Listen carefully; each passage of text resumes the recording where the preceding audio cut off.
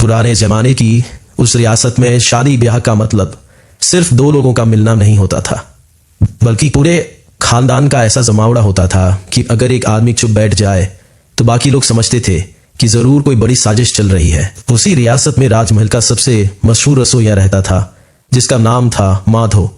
माधो के हाथ का खाना इतना स्वादिष्ट था कि राजा के दरबार में आने वाले बड़े बड़े मेहमान पहले राजा को प्रणाम करते थे और उसके बाद पूछते थे कि आज रसोई में क्या बना है। माधो की सबसे बड़ी खासियत यह थी कि वह दाल में नमक कम होने पर भी ऐसा चेहरा बनाता था जैसे गलती नमक की नहीं दाल की हो। एक दिन सुबह से ही राजमहल में खूब चहल पहल थी। आंगन में रंगोली बन रही थी, नौकर इधर से उधर भाग रहे थे और बाहर ढोल वाले बिना किसी के कहे ढोल पीट रहे थे। माधो की शादी थी।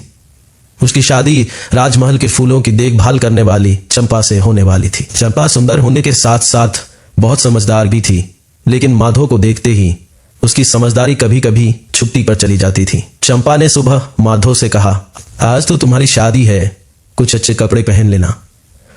माधो ने अपनी पुरानी रसोई वाली पगड़ी देखते हुए कहा, यह ठीक नहीं है क्या? चंपा बोली, इसमें तो कल की सब्जी की खुशबू आ रही है।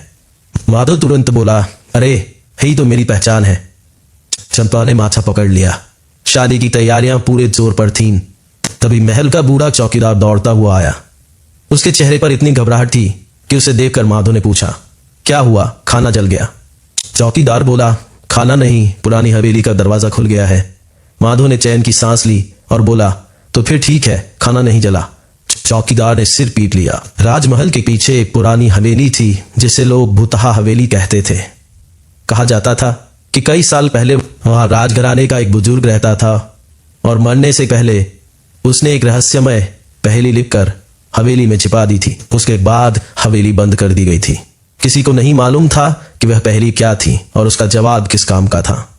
उस दिन अचानक हवेली का पुराना दरवाजा अपने आप खुल गया। महल के लोग डर गए, लेकिन माधो बोला, दरवाजा खुला है तो हवा आई होगी।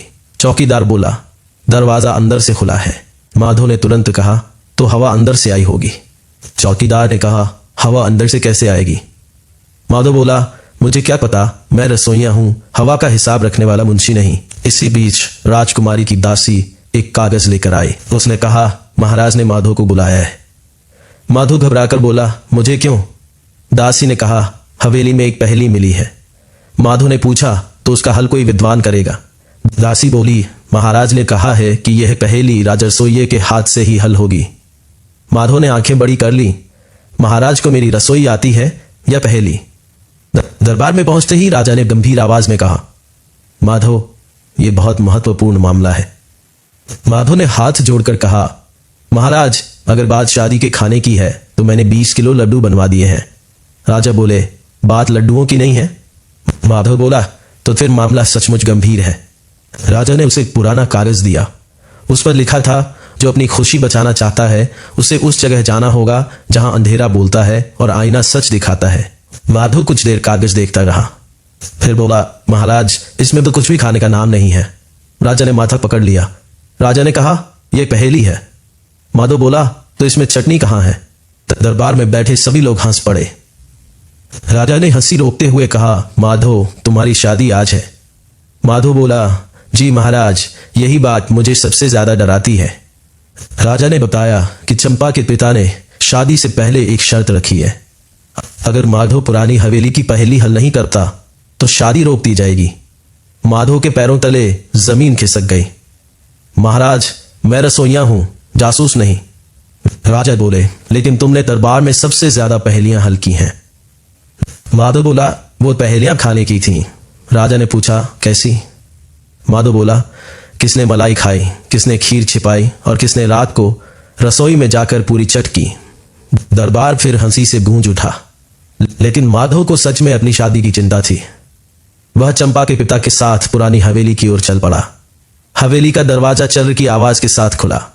माधव ने तुरंत कहा, अगर भूत है तो पहले बता दे, मैं प्याज नहीं काटूंगा। अंदर घुप अंधेरा था। दीवारों पर पुराने चित्र टंगे थे और फर्श पर धूल की मोटी परत जमी थी। चंपा के पिता ने कहा, ध्यान से चलना। माधव बोला, मैं ध्यान से ही चल रहा हूं, मगर मेरा ध्यान बार बार बाहर भाग रहा है। अचानक पीछे से दरवाजा बंद हो गया। माधो उछलकर बोला, अरे माँ। चंपा के पिता बोले, डरो मत। माधो बोला, मैं डर नहीं रहा, मैं अपनी जान को संभाल रहा हूं। उसी समय एक आवाज आई, जो खोजता है वही पाता है। माधो ने कांपते हुए पूछा, कौन है? कोई जवाब नहीं आया। फिर आवाज आई, पहेली का पहला उत्तर बताओ। माधो ने चारों ओर देखा। पहले ये बताओ कि आवाज देने वाले ने खाना खाया है या नहीं। चंपा के पिता ने उसे घूरकर देखा। माधो धीरे से बोला, भाई, डर में भूख बढ़ जाती है। दीवार पर एक पुराना आईना लगा था। उसके नीचे लिखा था, अंधेरे में जो दिखे वही सच नहीं। माधो ने आईने में देखा। उसे अपना चेहरा दिखाई दिया। उसने कहा, यह तो मैं हूं। चंपा के पिता बोले, तो माधो बोला, अब समझ आया कि लोग मुझे देखकर क्यों डरते हैं। चंपा के पिता ने सिर पकड़ लिया। माधो ने आईने को ध्यान से देखा। आईने के पीछे एक छोटी सी दरार दिखाई दी। उसने हाथ डालकर एक चाबी निकाल ली। दीवार के दूसरे हिस्से में चाबी का ताला था। ताला खुला तो एक छोटा कमरा मिला। कमरे के अंदर 3 डिब्बे रखे थे। पहले डिब्बे पर लिखा था, जिसे बांधो तो बढ़ता है। दूसरे पर लिखा था, जिसे छिपाओ तो घटता है। तीसरे पर लिखा था, जिसे बोलो तो टूटता है। माधो सोच में पड़ गया। चंपा के पिता बोले, जल्दी सोचो। माधो बोला, आपको इतनी जल्दी है तो आप सोचिए। वह कुछ देर चुप रहा, फिर बोला, पहला प्यार हो सकता है। चंपा के पिता ने कहा, ठीक। माधो बोला, दूसरा राज हो सकता है। चंपा के पिता ने कहा, ठीक। माधो ने तीसरे डिब्बे को देखकर कहा, और तीसरा, शादी का वादा। तभी कमरे में छिपी घंटी बज उठी। चंपा के पिता चौंक गए। माधो बोला, लगता है पहली भी मेरी शादी के पक्ष में है। डिब्बा खुला तो उसमें एक पुराना पत्र था। पत्र में लिखा था कि असली परीक्षा हवेली की नहीं, इंसान के भरोसे की है। जो व्यक्ति डर के समय भी सच बोलता है वही रिश्ते बचा सकता है। माधो ने पत्र पढ़कर कहा, तो इतनी दूर सिर्फ ये बताने के लिए भेजा कि सच बोलना चाहिए। चंपा के पिता ने कहा, शायद।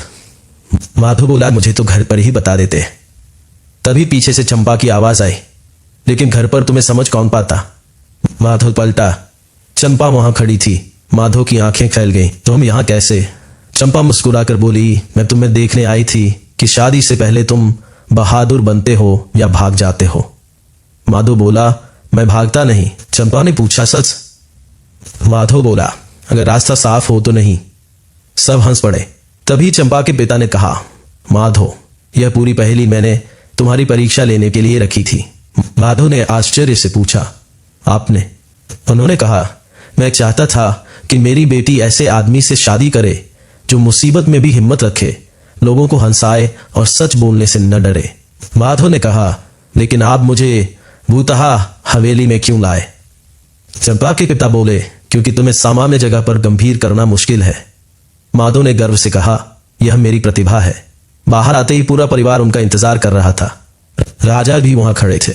राजा ने हंसते हुए कहा, माधो, तुमने परीक्षा पास कर ली।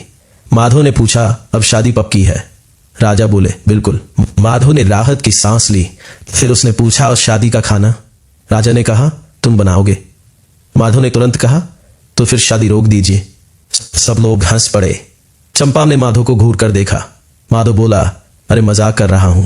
चंपा ने कहा, शादी के बाद भी ऐसे ही मजाक करोगे? माधो बोला, नहीं। चंपा ने मुस्कुराकर पूछा, क्यों? माधो बोला, क्योंकि शादी के बाद मजाक करने से पहले अनुमति लेनी पड़ेगी। चंपा ने कहा, बहुत समझदार हो गए हो। माधो बोला, हवेली से निकलते निकलते थोड़ा ज्ञान मिल गया है। शाम होते होते महल में शादी शुरू हो गई। ढोल बजने लगे। बारात आई। माधो घोड़ी पर बैठा था, लेकिन उसके हाथ में तलवार की जगह करछी थी। लोगों ने पूछा, यह क्या है? माधो बोला, राजसोये की असली तलवार। फिर विवाह की रस्में शुरू हुई। जब पंडित ने 7 फेरे पूरे कराए तो माधो ने चंपा से धीरे से कहा, अब तो कोई पहेली बाकी नहीं। चंपा बोली, एक बाकी है। माधो घबरा गया, क्या? चंपा बोली, आज रात खाना कौन बनाएगा? माधो ने तुरंत कहा, यह पहेली बहुत कठिन है। चंपा हंसते हुए बोली जवाब। माधो ने कहा, जिसकी शादी हुई है वही खाना बनाएगा। चंपा बोली, बिल्कुल सही। माधो ने खुशी से कहा, तो आज मैं बच गया। चंपा ने पूछा, कैसे? माधो बोला, आज मेरी शादी हुई है, इसलिए मैं मेहमान हूं। चंपा ने उसे देखा और बोली, माधो। माधो ने डरते हुए पूछा, जी? चंपा बोली, रसोई में चलो। माधो ने आसमान की ओर देखकर कहा, हे भगवान, भूतहा हवेली में फंसा तो बच गया, लेकिन शादी के बाद रसोई से नहीं बच पाया। पूरा महल हंसी से गूंज उठा और उस दिन के बाद माधो की कहानी पूरे राज्य में मशहूर हो गई। लोग कहते थे कि उसने भूतहा हवेली की सबसे कठिन पहेली हल की थी, लेकिन माधो हर बार यही कहता था, भाई असली पहेली हवेली में नहीं थी। जब कोई पूछता तो कहाँ थी, माधो मुस्कुराकर कहता, शादी के बाद पत्नी के सवालों में। और यह सुनते ही आसपास खड़े सभी शादीशुदा आदमी चुपचाप सिर हिलाने लगते थे, क्योंकि उस पहेली का जवाब आज तक किसी को नहीं मिला था।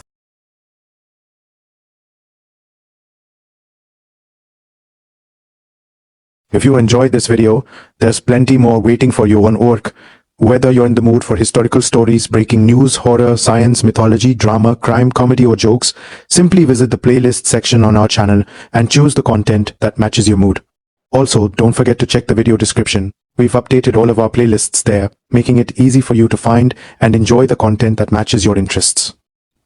If you like our work and want to support us in creating more quality videos, please subscribe to Orc, like this video, and share it with your friends and family. Thanks for watching, and we'll see you in the next video.